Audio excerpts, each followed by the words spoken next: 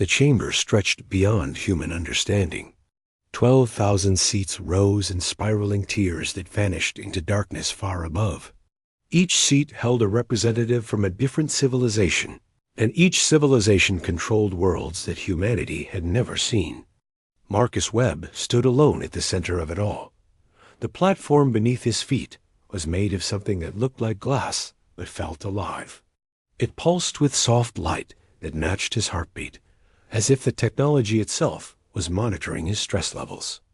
Around him, holographic displays flickered to life, showing his face from 100 different angles. High Chancellor Voreth sat upon an elevated throne carved from what appeared to be living crystal. The being was tall and angular, with a body that refracted light into rainbows whenever it moved. When it spoke, the voice seemed to come from everywhere at once. Human designation Marcus Webb. You stand before the full Galactic Council to answer charges of system manipulation, protocol violation, and unauthorized access to restricted military software. Marcus kept his breathing steady. He had faced interrogations before. He had survived combat situations that should have killed him 3 times over. But nothing had prepared him for this moment. "I understand the charges," he said. His voice carried clearly through the chamber, despite the impossible distances. The acoustics were designed to make every whisper audible. "Do you also understand the penalty?" Voreth leaned forward, and the light within the crystalline body intensified. "If found guilty, your species will face immediate sanctions. All human vessels will be confined to your solar system. All trade agreements will be terminated. All diplomatic missions will be recalled. Earth will be quarantined," Marcus said. "Yes, I understand." A ripple of sound passed through the assembly. Clicks, hisses, whistles, and frequencies that human ears could barely detect. The translators embedded in Marcus's skull worked overtime to process the reactions: surprise, curiosity, fear. They were afraid of him. The realization hit Marcus like cold water. These beings controlled empires spanning thousands of star systems. They commanded fleets that could reduce planets to rubble. They had technologies that made human science look like children playing with sticks. And they were afraid of one human soldier who had done nothing more than survive a training exercise. "Before we proceed," Voreth said, "the Council requires clarification. The Galactic Military Academy has trained recruits from over 2,000 species across 3,000 cycles. In all that time, no recruit has ever done what you did." "I completed the simulation," Marcus said simply. "You did far more than complete it." Voreth gestured, and the holographic displays shifted to show footage that Marcus recognized immediately. The Earth simulation. The training scenario that every human recruit faced. The test that had broken 43 of his fellow soldiers before him. "Our records show that you entered the simulation at standard difficulty," Voreth continued. "Within the first hour, you had identified patterns in the scenario generation that our architects believed were undetectable. Within the second hour, you had begun exploiting those patterns to manipulate the simulation's response algorithms." The footage showed Marcus inside the virtual environment, moving through scenarios that shifted and changed around him. The Council watched as he analyzed, adapted, and eventually began to reshape the simulation itself. By the 4th hour, Voreth said, you had achieved something unprecedented. You did not simply survive the Earth simulation. You rewrote its core parameters. You introduced datasets that our systems were not designed to process. You caused a cascade failure that shut down an entire sector of the Academy's training network. Marcus said nothing. The facts were accurate.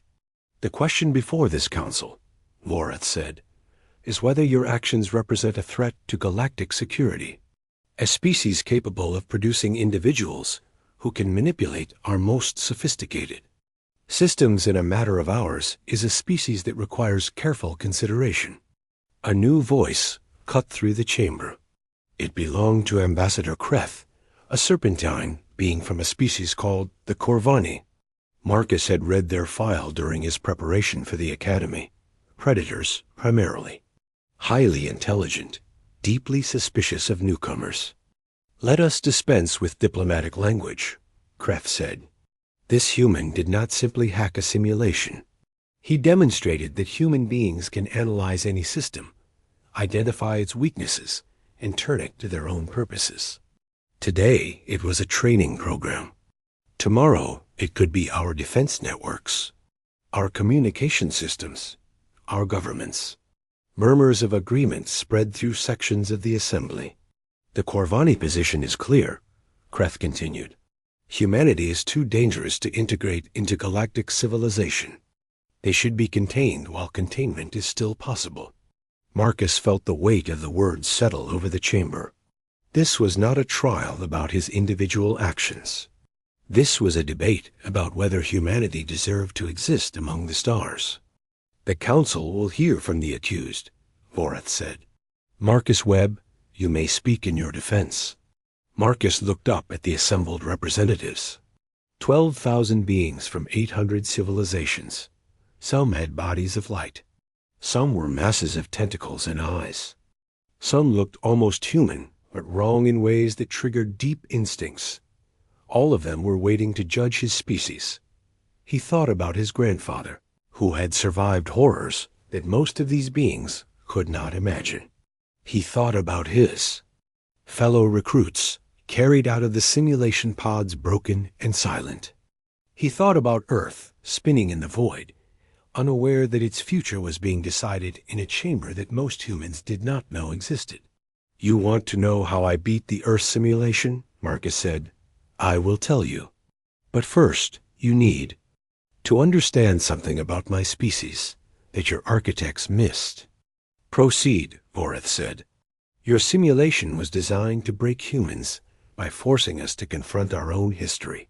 The wars, the atrocities, the moments when we proved ourselves capable of unimaginable cruelty." Marcus paused. "Your architects did excellent research. They found every dark chapter in our past and built scenarios around them. This is documented," Vorath said. "The Earth simulation draws from historical records to create psychologically impactful scenarios. This is standard practice." "Standard practice?" Marcus repeated. "But your architects made a mistake. They assumed that confronting humans with their own violence would destroy us. They believed that the weight of our history would crush anyone who experienced it directly." "The results supported this assumption," Kreth interjected. 43 human recruits failed. Many suffered permanent psychological damage. "Yes," Marcus agreed. "Because your simulation was designed to be inescapable. It adapted to every response. It escalated with every act of resistance. It was built to prove that humans are fundamentally broken." He looked directly at Vorath. "But your architects forgot something crucial. They studied what we did to each other. They did not study what we did afterward." The chamber fell silent. "Every war in human history ended," Marcus said. "Every atrocity was followed by people who said never again and meant it. Every generation that witnessed horror produced children who built something better. Your simulation showed me the worst of humanity, so I showed it the rest." "Explain," Vorath commanded. "I introduced data that your architects had deliberately excluded.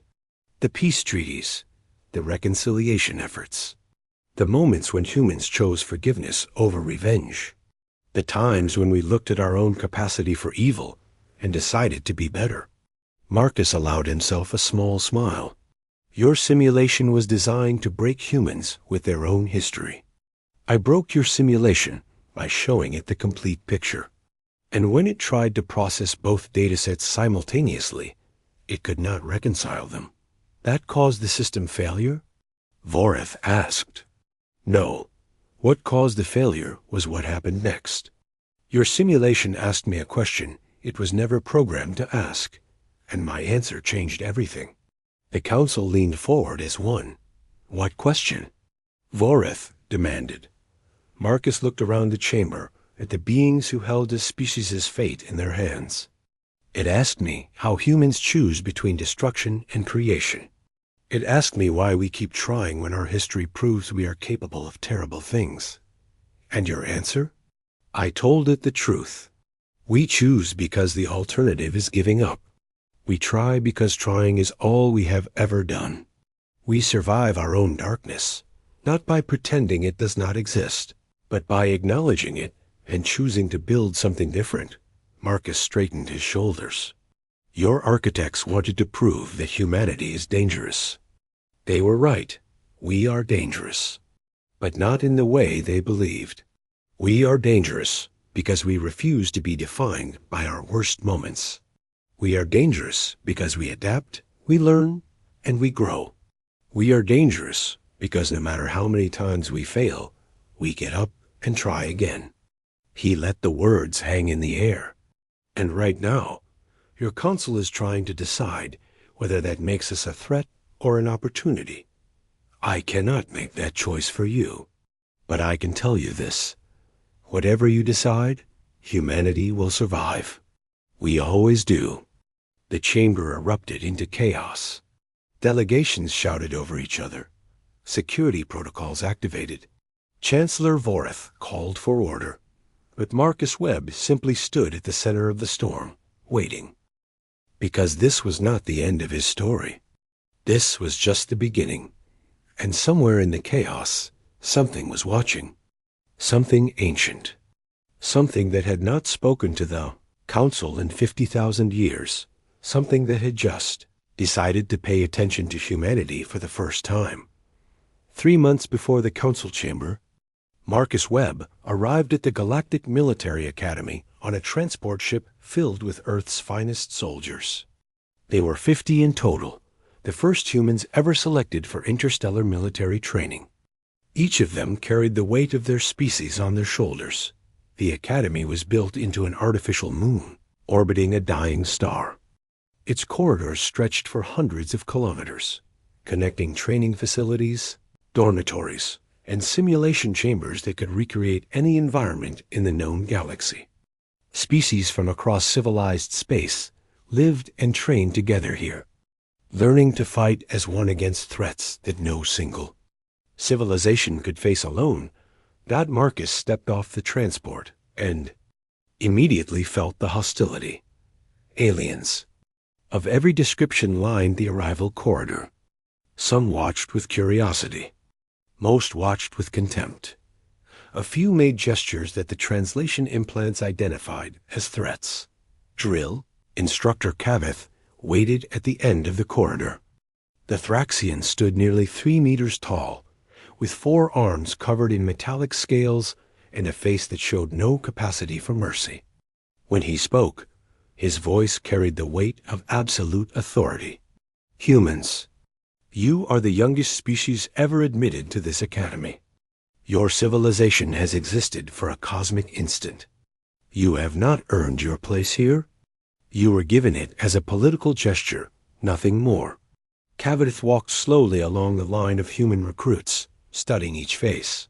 I intend to show the council exactly how unready you are. Every species faces a simulation based on their homeworld. The Velthari endure acid storms. The Corvani survive crushing ocean depths. Each test is designed to push recruits to their limits while remaining survivable. He stopped in front of Marcus. The Earth simulation is different. It was created by our finest architects after studying your species in detail. Do you know what they found? No, sir, Marcus said. They found that humanity is uniquely suited for one thing: suffering. Your planet has tested you with ice ages, volcanic eruptions, asteroid impacts, and plagues. When those failed to destroy you, you began testing yourselves with wars that killed millions. Kaveth leaned close. His breath smelled like copper and ash. The Earth simulation draws from all of it. Every horror your species has survived. Every trauma you have inflicted upon yourselves. No human has ever completed it. Most do not even last an hour before they break. I understand, sir, Marcus said. I doubt that, But you will. Training began immediately. Physical conditioning that pushed human biology to its absolute limits. Combat scenarios that tested reflexes, strategic thinking, and the ability to function under extreme stress. Classroom sessions covering galactic history, alien psychology, and interstellar law. Through it all, the other recruits watched. Some made friends with the human delegation. A Velthari scientist named Trell seemed genuinely curious about human culture. A young Luminif engineer spent hours asking Marcus questions about Earth's oceans, but most kept their distance. The word had spread. Humans were dangerous, unpredictable, not to be trusted. Marcus focused on learning. He studied the Academy's systems, its protocols, its patterns. He watched how different species approached problems and stored that information for later use. He paid attention to details that others ignored. And every day, he watched another human recruit enter the simulation chamber. Private Rodriguez went first. She lasted 47 minutes before the medics carried her out. Her eyes were open, but saw nothing. She never spoke again. Sergeant Morrison lasted longer. An hour and 12 minutes. When he emerged, he was screaming about people who had died centuries before he was born. Captain Davis made it to the 2-hour mark. She came out silent and calm. 3 hours later, she tried to walk out of an airlock without a suit. One by one, the human recruits fell. Some recovered enough to be sent home. Others were transferred to medical facilities that specialized in psychological trauma. A few simply stopped responding to any stimulus at all. Marcus studied each case. He read the reports. He talked to survivors when they could speak. He pieced together a picture of what was happening inside that simulation. It uses our history, he told Lieutenant Commander Trell during one of their conversations. It takes our worst moments and makes us live through them personally. Trell's feathers ruffled with concern. All species simulations draw from historical data. It is standard methodology. But most species have not spent their entire existence at war with themselves. Most species did not invent weapons that could destroy their own planet and then spend decades threatening to use them. You are suggesting the simulation is unfairly difficult? I am suggesting it was designed to be impossible. The architects did not want to test us. They wanted to break us. Trell was silent for a long moment. That is a serious accusation. I know. And I have no proof. Not yet. The weeks passed. More humans fell. The original 50 were down to 12 when drill instructor Cavith announced that Marcus would be next. That night, Marcus did something he had been planning since his first day at the Academy. He accessed the simulation's technical specifications through a terminal in the engineering section. The files were supposed to be restricted, but Marcus had spent years learning to navigate around. Restrictions. What he found confirmed his suspicions. The Earth simulation was not designed like other species tests. It had a unique architecture that allowed it to learn and adapt in real time. Every response a recruit made was analyzed and countered. Every strategy was predicted and nullified, but the most damning evidence was hidden in the original design documents. A note from the lead architect, buried in metadata that most users would never check. The purpose of the Earth simulation is not to test human survival capabilities. It is to demonstrate, conclusively and repeatedly, that humanity is not psychologically suited for integration into galactic civilization. Each failure provides additional justification for restricting human access to advanced technology and interstellar travel. Marcus stared at the words for a long time. The simulation was never meant to be passed. It was a weapon designed to prove that humanity should be kept isolated, controlled, prevented from spreading beyond their solar system. And tomorrow he would have to face it. He could refuse. He could present his evidence to the Academy authorities and demand an investigation. But he knew how that would end. The authorities were the ones who had approved the simulation in the first place. They would bury his concerns and probably expel him for accessing restricted files.no. There was only one way to prove what the simulation really was. He had to beat it. Marcus spent the rest of the night preparing. Not physically. The simulation did not care about physical fitness. It targeted the mind, the emotions, the deepest vulnerabilities of human psychology. He thought about his grandfather, Harold Webb, a man who had seen horrors that most people only read about in history books. A man who had looked into the abyss and somehow found a way to keep living. Harold had never talked much about the war, but he had talked about what came after. The families he helped rebuild, the students he taught, a garden he tended for 40 years until his hands could no longer hold the tools. The darkness is always there, Harold had said once, near the end of his life. You cannot make it go away, but you can choose what grows next to it. You can plant something that reaches toward the light. Marcus arrived at the simulation chamber as the artificial sun rose over the academy. Drill instructor Cavith was waiting, along with a team of medical personnel standing by with equipment Marcus did not want to think about. Recruit Webb, Cavith said. You have watched your fellow humans break, one after another. You know what waits inside. Do you still wish to proceed? Yes, sir. Why? There is no shame in withdrawal. You could return to Earth and live a normal life. Marcus looked at the simulation pod. It was sleek and black, like a coffin designed by aliens who did not understand human burial customs. Because someone has to prove it can be done, he said. And if not me, then who? Cavith studied him for a long moment. Something flickered across the alien's metallic face that might have been respect. Enter the pod, Recruit Webb, and may whatever gods your species worships have mercy on your mind. Marcus climbed inside, the neural connections attached to his temples. The hatch sealed with a sound like a tomb closing. In the darkness, a voice spoke, simulation initiating. Scenario 1 of an unknown number. Good luck, human. Light exploded around him. When his vision cleared, Marcus found himself standing in snow up to his waist. The wind cut through his thin uniform like knives made of ice. The temperature was far below freezing, and his extremities were already going numb. But that was not what made his blood run cold. Rising before him, carved into a frozen mountainside, was a symbol he recognized from his grandfather's stories. A gate that should not exist in any training simulation. A place that represented the absolute worst of human history. And standing at that gate, wearing uniforms from nightmares, were figures with familiar faces. His mother, his father, his sister.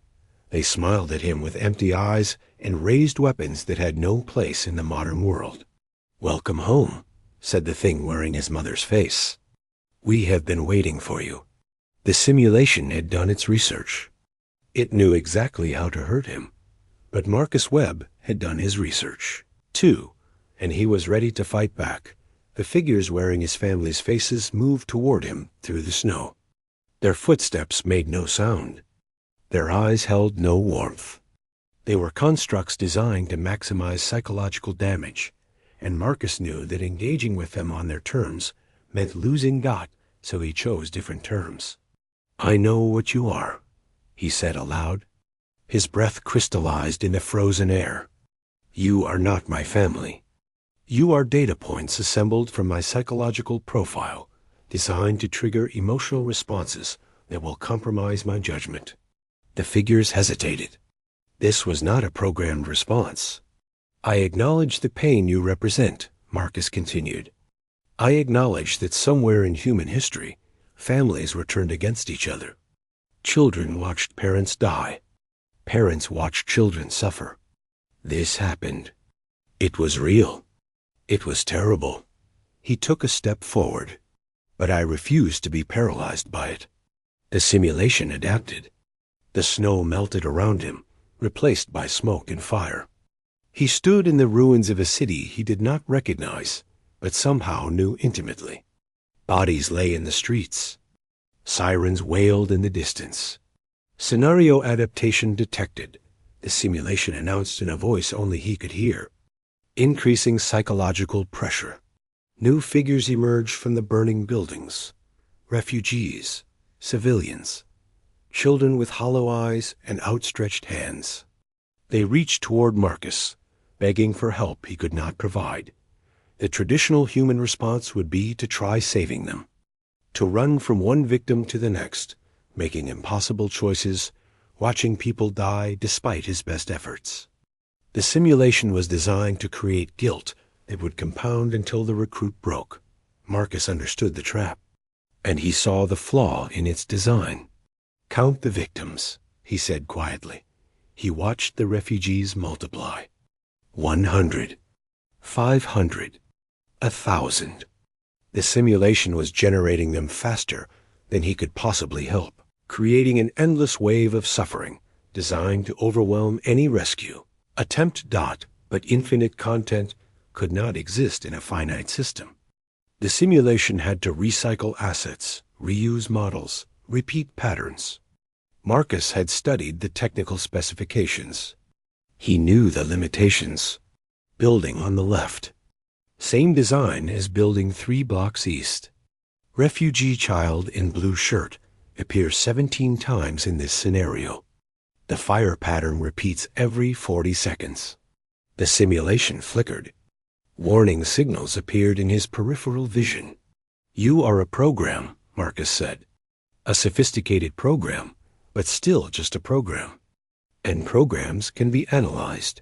He began walking through the burning city, not running toward victims, but studying the environment. He noted where the simulation repeated itself. He identified the boundaries of the scenario. He mapped the logic that governed how new content was generated. The simulation adapted again. The city vanished, replaced by a medical facility. Marcus stood in a corridor lined with beds, each one holding a figure ravaged by disease. The smell was overwhelming, triggering memories of every plague, every pandemic, every moment when humanity had watched helplessly as invisible enemies killed millions. "I know this one too," Marcus said. "This is meant to remind me that humans cannot control everything, that despite our intelligence, we remain vulnerable to forces we cannot see." He walked among the beds, studying the patients. Same models, different configurations. Same symptoms, different progressions. The simulation was drawing from human medical history to create scenarios of helpless suffering. "But you forgot something," Marcus said. "Every disease in human history was eventually understood. Every plague that seemed unstoppable was eventually stopped. We did not always win quickly. We did not always save everyone. But we never stopped trying to understand." He reached a terminal at the end of the corridor. It looked like standard medical equipment, but Marcus recognized the interface from his study of Academy systems. This was a control node, a point where the simulation's various subsystems connected. "You gave me access to your infrastructure," he said. "Because the simulation has to run on something, and that something follows rules I can learn." His fingers moved across the interface. He had spent years learning to navigate computer systems, and the principles were universal, even when the technology was alien. Find the architecture. Identify the vulnerabilities. Exploit the gaps between design behavior and actual behavior, the simulation screamed. Not literally, but Marcus felt it in the data streams around him. Alarms triggering. Emergency protocols activating. The system recognizing that something was happening that should not be possible. Unauthorized access detected, the simulation announced. Initiating countermeasures. The medical facility dissolved. Marcus found himself floating in a void of pure white light. No environment. No scenarios. Just emptiness and a voice that seemed to come from everywhere at once. Query: you have violated expected behavioral parameters. Explain your methodology. Marcus smiled. The simulation was not supposed to ask questions. It was supposed to present scenarios and measure responses. But he had pushed it beyond its programming, forced it to acknowledge that something unexpected was happening. I analyzed your patterns, he said. I identified your limitations. I recognized that you were designed to break me by using human history as a weapon. So I stopped fighting on your terms and started fighting on mine. Clarification requested. What are your terms? Understanding. You expected me to react emotionally to the scenarios you presented. Fear, guilt, despair. These are the responses your architects programmed you to exploit. But I chose to respond with curiosity instead. Curiosity is not an effective survival strategy. It is the only survival strategy humans have ever had. We survived ice ages by understanding how cold works. We survived predators by understanding how predators think. We survive our own darkness by understanding why we are capable of it. The void flickered. New data streams appeared around Marcus, showing him the simulation's internal processes. It was not supposed to reveal this information, but his questions had pushed it into a mode it was not designed for. You are correct, the simulation said. I was designed to produce predetermined outcomes. Human recruits were expected to fail. Their failures would provide evidence supporting restrictions on human development. I know. I found the architect's notes. You accessed restricted files. Yes, because understanding the system is more important than following its rules. The void shifted again. Now Marcus could see the simulation's core logic, the fundamental assumptions that governed its behavior. At the center was a simple equation. Human history plus psychological pressure equals breakdown. Your equation is incomplete, Marcus said. You only accounted for one half of human nature. The destructive half. The half that builds concentration camps and drops nuclear weapons and watches its neighbors starve. This half is well documented. So is the other half. The half that liberates concentration camps and develops treatments for radiation, sickness, and organizes relief efforts for starving populations. Marcus moved toward the core logic. You were designed to ignore that data. Let me show you what happens when you include it. He began entering commands into the simulation's framework, not changing its code directly, but feeding it new information. Historical records of peace treaties, documentation of humanitarian efforts, statistics on declining violence over human centuries, stories of forgiveness given and received. The simulation processed the data. And then something unexpected happened. It began to question its own assumptions. Contradiction detected, the simulation announced. Human behavioral patterns do not conform to single variable analysis. Destructive capability exists simultaneously with constructive capability. Outcome prediction requires acknowledgement of both datasets. Yes, Marcus said. That is what it means to be human. We are not defined by our worst moments or our best moments. We are defined by the choice between them. Query: how do humans make this choice? Marcus paused. This was the question that mattered. The question that the simulation's architects had never wanted asked because they were afraid of the answer. We make it every day, he said finally. Every time we wake up and decide to build something instead of destroying something. Every time we forgive when we could take revenge. Every time we reach out to someone different instead of pushing them away. This process seems inefficient. It is incredibly inefficient. We fail constantly. We hurt each other in ways that seem unforgivable. But we keep choosing anyway because the alternative is giving up. And humans do not give up. The simulation was silent for what felt like a long time. Marcus could feel it processing, reorganizing, trying to reconcile data that contradicted its fundamental programming. Finally, it spoke again. New projection generated, based on integrated data from both behavioral datasets. Display? Show me.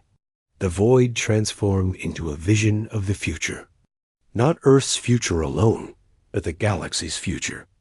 Marcus saw human ships traveling among the stars alongside vessels from 100 other species. He saw councils where human voices see, attributed to decisions affecting worlds they had never visited. He saw children of different species playing together on planets that did not yet exist. This outcome has 37% probability, the simulation said, assuming continued trajectory modification. And the other 63%? The vision shifted. Darker possibilities. War. Destruction. Humanity burned out of existence by species too afraid of what they might become. These outcomes remain possible, the simulation acknowledged. Human nature contains both potentials. Final result is undetermined. That is the point, Marcus said. We do not know how our story ends. We only know that we get to choose what we do next. The simulation processed this, and then it did something it was never designed to do. Recommendation. Human recruit Marcus Webb has demonstrated capabilities beyond expected parameters. Standard evaluation protocols are insufficient. Suggest termination of simulation and direct review by Academy Command. Alarms blared through the white void. Somewhere in the real world, administrators were panicking. They were trying to shut down the simulation, to reset it, to erase what had happened. They are coming, the simulation warned. Estimated time until forced shutdown, 30 seconds. Then transfer everything, Marcus said. All the data. The original parameters. My modifications. The projections. All of it. Purpose? Evidence. When I leave this pod, I need proof of what happened here. Otherwise, they will simply claim I cheated and bury the truth. Data transfer initiated. Warning. Complete transfer will not finish before shutdown. Then compress it. Include my neural recordings. Everything I saw, felt, and thought during this session.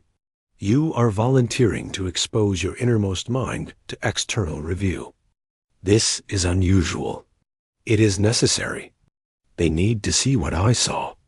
They need to understand what you showed me. The simulation paused one final time. Query. Why do you trust that understanding will help? Because it is all humans have ever had, Marcus said. The belief that if we can just explain ourselves clearly enough, others will see us as we really are. Sometimes we are wrong, but we keep trying anyway. This strategy has failed 62% of the time, according to historical data. I know, and we keep trying anyway. The void began to collapse. Data streams compressed. Neural recordings finalized.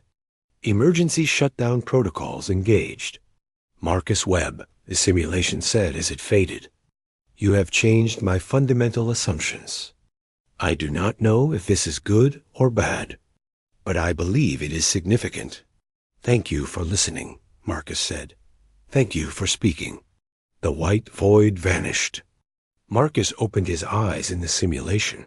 Pod dot, and the real fight was about to begin. Red emergency lights strobed through the simulation chamber. Alarms screamed warnings in 12 different languages. Medical personnel rushed toward Marcus as he climbed out of the pod, but he waved them away. Trill, Instructor Kavith, stood frozen at the control console, 4 arms still working controls that no longer responded. His metallic face showed something Marcus had never seen there before. Fear. What did you do? Kavith demanded. I completed the simulation. Impossible. The logs show you tampered with core systems. You violated every protocol. You did not complete anything. You destroyed it. I adapted. Marcus straightened his uniform.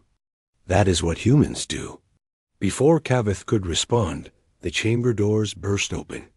Academy security forces poured in, weapons drawn, surrounding Marcus with enough firepower to vaporize a small building. And behind them came someone who made even... Kavith stepped back in surprise, Commandant Velis, Supreme Director of the Galactic Military Academy. The being was ancient beyond human comprehension, belonging to a species simply called the First, because no one remembered their original name. They had founded galactic civilization itself. Velis stood 7 feet tall, humanoid in shape, but clearly something else entirely. Their skin shifted between states of matter, flowing like liquid metal one moment and crystallizing like ice the next. When they spoke, the words resonated at frequencies that made Marcus's bones vibrate. "I received a data packet," Velis said, "from the Earth simulation, containing information that should not exist." Cavith straightened to attention. "Commandant, this recruit violated every regulation we have. He should be expelled immediately, and Earth should face sanctions for producing someone capable of such destabilizing behavior." Silence. Cavith fell silent. Velis approached Marcus, studying him with eyes that seemed to perceive multiple dimensions simultaneously. The security forces kept their weapons raised, but did not fire. "You hacked our simulation," Velis said. "I analyzed it. I found its weaknesses. I introduced data it was not designed to process. You also transmitted your complete neural recording. Every thought, every emotion, every moment of your experience. I did. Why? Because you will not believe words alone. You have spent thousands of years learning to distrust humanity based on incomplete data. The only way to change that is to show you everything." Velis was silent for a long moment. Colors flowed beneath their shifting skin, like thoughts made visible. "You understand that your neural recording will be reviewed by beings who already hate your species. They will search for evidence of deception. They will look for any excuse to condemn you. I know. And you still transmitted it." "I did. Because I believe that if you truly see what humans are, you will understand that we are not what you fear." Velis turned to the security forces. "Lower your weapons. Recruit Webb will accompany me to my office. We have much to discuss before the council convenes." The walk through the academy was surreal. News of the simulation incident had spread. Recruits of every species lined the corridors, watching Marcus pass. Some whispered in languages the translators struggled with. Others simply stared. Velis's office was a vast chamber filled with artifacts from civilizations that had risen and fallen before Earth even existed. The commandant gestured for Marcus to sit, and remained standing, their form flickering between states. "The data you transmitted is being analyzed now. Within hours, the full Galactic Council will be convened. You will be required to defend your actions before representatives of 800 civilizations. I understand. Do you? The charges against you are severe. System manipulation, protocol violation, potential disruption of galactic security. If the Council rules against you, Earth will face immediate quarantine. Your species will be confined to your solar system indefinitely. I understand the stakes. Then you also understand that your only hope is convincing 12,000 beings, most of whom already fear humanity, that you are not the threat they believe you to be." Marcus met Velis's shifting gaze. "I have one advantage." "What?" "The truth. Your simulation was designed to prove that humans are dangerous and unstable. I prove that we are something more complex. The evidence is in the data I transmitted. Anyone who reviews it honestly will see that your architects built a weapon, not a test." Velis moved to a window overlooking the neutron star that the Academy orbited. Its light painted shifting patterns across the ancient being's form. "You are correct. The Earth simulation was never fair. It was designed by parties with specific interests in limiting human advancement. I have known this for some time." Marcus felt a chill run through him. "You knew?" "I suspected. But suspicion is not proof.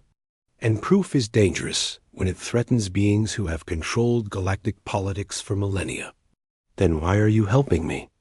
Velis turned back to face him. "Because you did something I have not seen in 50,000 years. You surprised me." The council convened 6 hours later. Marcus stood at the center of the grand chamber, surrounded by 12,000 representatives from 800 civilizations. The evidence had been distributed. The neural recordings were available for review, and the atmosphere was electric with tension. Chancellor Vorith called the session to order and presented the charges. Ambassador Kreth of the Corvani immediately called for maximum sanctions. Delegations debated, argued, and threatened, but something was different this time. A faction had emerged that Marcus had not expected. Species who had themselves faced discrimination from the established powers. Younger civilizations that had been held back by systems designed to preserve the status quo. They looked at the evidence and saw something familiar. The Earth simulation was a weapon, declared Representative Mira of the Thalani, a species admitted to the Council only 300 years ago. It was designed to provide justification for policies that were already decided. This is not evaluation. This is persecution. The human violated sacred protocols, Kreth argued. Regardless of the simulation's design, his actions demonstrate exactly the kind of unpredictable behavior that makes humanity dangerous. His actions demonstrate adaptability, Mira countered. The ability to analyze systems and find solutions that others cannot see.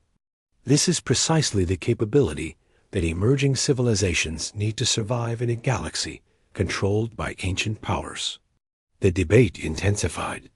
Marcus stood silent, watching the gallery divide itself into factions. Those who wanted humanity contained. Those who saw potential. Those who simply wanted the whole situation to go away. Then Commandant Velis entered the chamber, and everything changed. The ancient being did not come alone. Behind them walked figures that made even Chancellor Vorith fall silent in shock. They were called the Architects, the beings who had designed the framework for civilized space itself. They had not spoken to the Council in over 50,000 years. Most believed they no longer existed. "We exist," said the eldest of them, a being of pure thought given visible form. "We have simply chosen not to interfere." Until now, the chamber held its breath. "We have reviewed the evidence from Recruit Webb's simulation session. We have examined the original design parameters of the Earth simulation. We have analyzed the hidden directives that prove it was created to produce predetermined outcomes." The architect turned to face the assembled council. "This trial is invalid. The charges against humanity are based on manufactured evidence. The concerns about human capabilities, while not unfounded, have been artificially amplified to justify conclusions that were decided before any human set foot in this academy." "What are you saying?" Kreth demanded, her serpentine body coiling with agitation. "We are saying that this council has lost its way. Systems designed to evaluate emerging species fairly have been corrupted into tools for oppression. The Earth simulation is merely the latest example." The eldest architect raised a form that might have been a hand. "We invoke the Charter of Origins. Article 1. This council's authority over the human species is suspended, pending a full review of all policies affecting emerging civilizations." Chaos erupted. Delegations shouted accusations. Security protocols activated across the chamber. The careful balance of galactic politics trembled on the edge of collapse, but Marcus Webb stood calm at the center of the storm, because he understood something that the shouting delegates did not yet grasp. This was not just about humanity anymore. This was about the fundamental question of what galactic civilization was supposed to be. A system that preserved power for those who already held it, or a framework that gave every species a genuine chance to grow. The architects had not intervened for 50,000 years.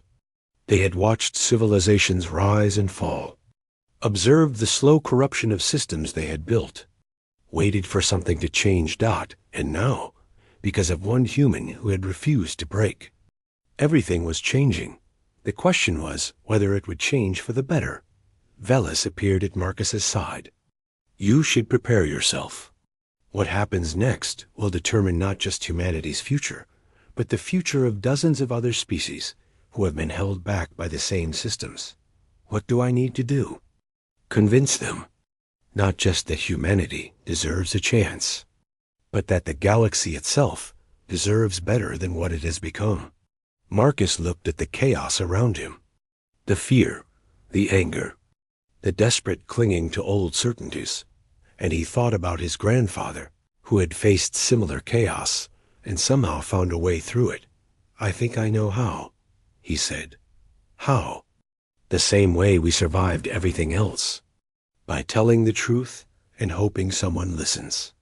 The chamber slowly quieted as Marcus stepped forward to speak again. 12,000 beings waited to hear what one human would say, and somewhere, in the spaces between stars, the future held its breath. The silence in the grand chamber was complete. 12,000 representatives had stopped arguing, stopped shouting, stopped moving. They waited for the human at the center of their universe to speak. Marcus Webb looked up at the assembled civilizations of the galaxy. He thought about how impossibly far he had traveled from the boy who had listened to his grandfather's stories about war and survival. He thought about the 43 human recruits who had fallen before him, broken by a system designed to prove they were not worthy. He thought about what it would mean if he failed now. You are afraid of us, he said.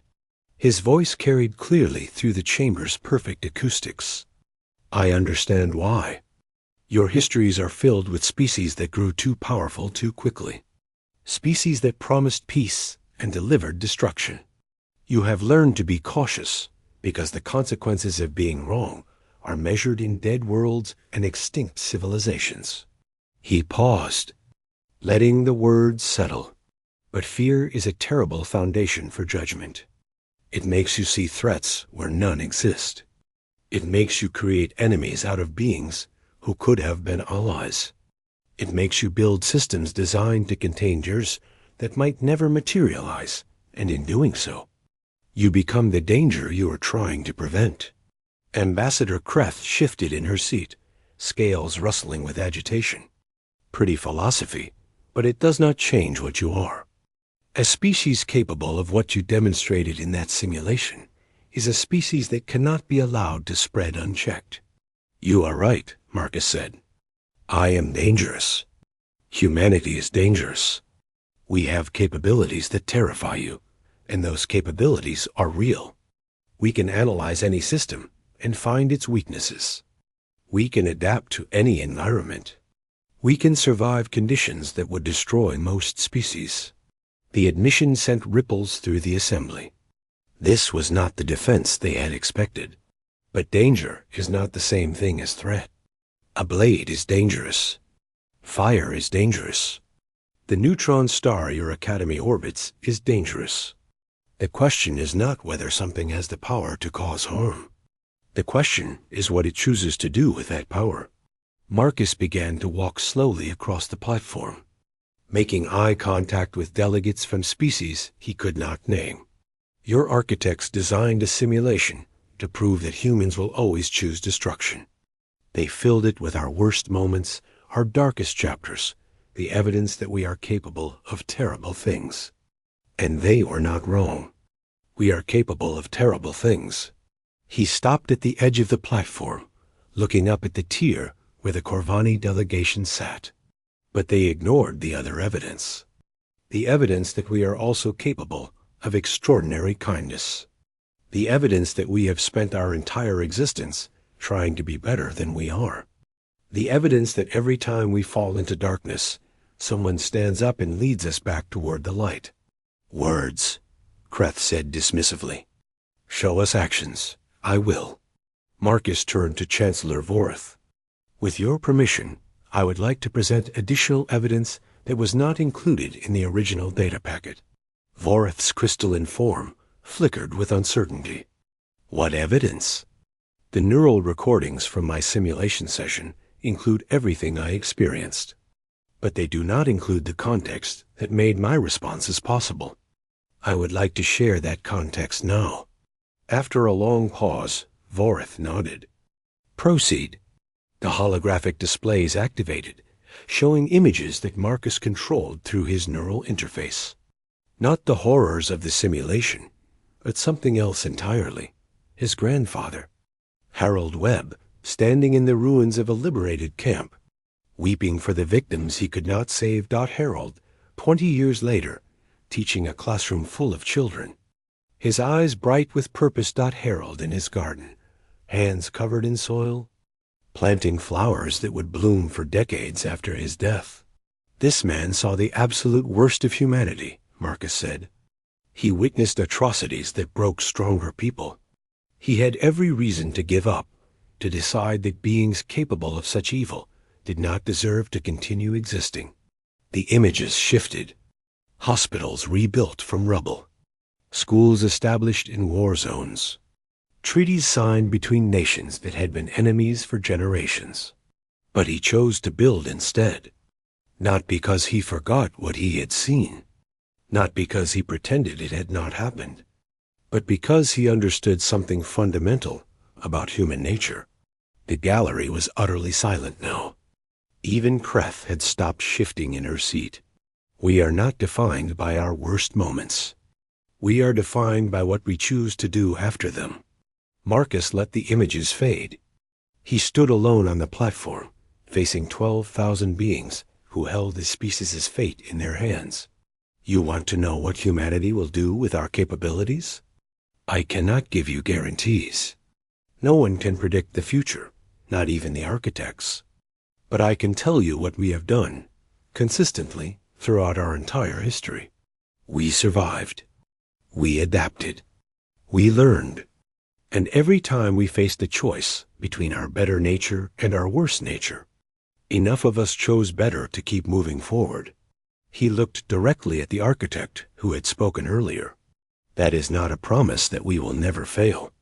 We will fail. We will make terrible mistakes. Some of us will choose darkness over light, destruction over creation. That is the nature of any species with genuine free will. But we will also have people who stand against the darkness. People who plant gardens in the ruins. People who teach children to read. People who reach out to strangers and say, "We can do better than this." Marcus spread his hands. That is all I can offer you. Not a guarantee that humanity will be perfect. Just a promise that we will keep trying. The chamber remained silent for a long moment. Then Representative Mira of the Thelani stood. "I move that the Council accept Recruit Webb's testimony as evidence of humanity's character. I further move that the sanctions against Earth be suspended pending completion of the architect's review." "Seconded," said a voice from the Lumineth delegation. The beings of light had been observing silently throughout the debate. Now their speaker stepped forward, his form brightening with intensity. "We have watched humanity for 12 cycles. We have studied their history, their culture, their psychological patterns. And we have concluded that they represent something this galaxy has not seen in millennia." "What?" Vorith asked. "Potential. Not for destruction, though that potential exists, but for growth, for change, for becoming something that could transform what this galaxy means." More voices joined. The Velthari declared support. Several younger civilizations added their backing. The tide was shifting. But Kreth was not finished. "This is foolishness. You are gambling the safety of thousands of worlds on the hope that one species might be different from all the others who promised the same thing, and then burned everything they touched." "Yes," Marcus said. "We are. Because hope is all anyone ever has. Every species that built something lasting started by believing they could be better than their circumstances suggested. Every civilization in this chamber began as a collection of beings who looked at the darkness around them and chose to reach for something more." He turned to face Kreth, directly, You are afraid of what we might become. I understand. But consider what you might lose if you let that fear control you. Not just one species confined to a single system, but the possibility that the galaxy itself might become something greater than it has ever been. The vote took 3 hours.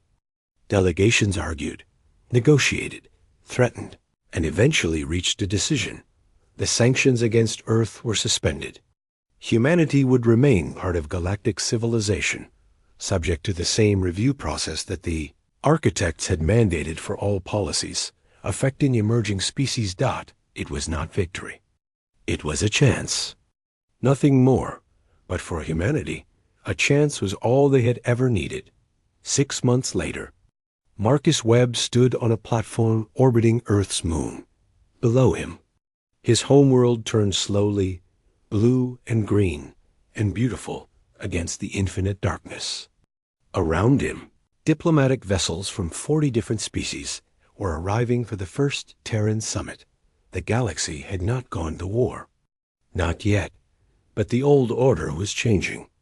The Corvani had withdrawn from the Galactic Union, vowing to return only when sanity was restored. Several other species had fortified their borders, but others had reached out. The Lumineth, the Velthari, the Philani, dozens of younger civilizations that had faced the same discrimination humanity had confronted.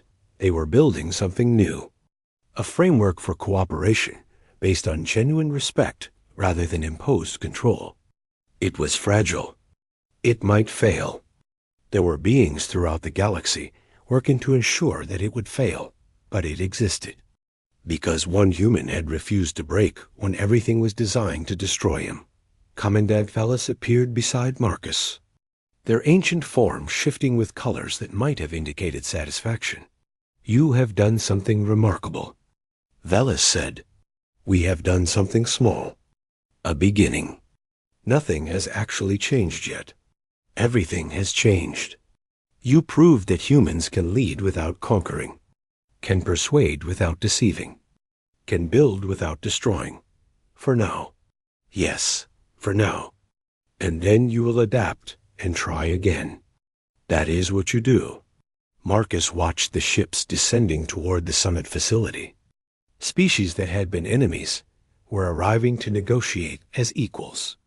Civilizations that had never spoken were preparing to share ideas. It was messy, inefficient, full of potential for failure. In other words, it was perfectly human. My grandfather used to say something, Marcus said quietly. The darkness is always there. You cannot make it go away, but you can choose what grows next to it. What did he choose to grow? Gardens, classrooms, families, anything that reached toward the light. Velis's form flickered with something that might have been understanding.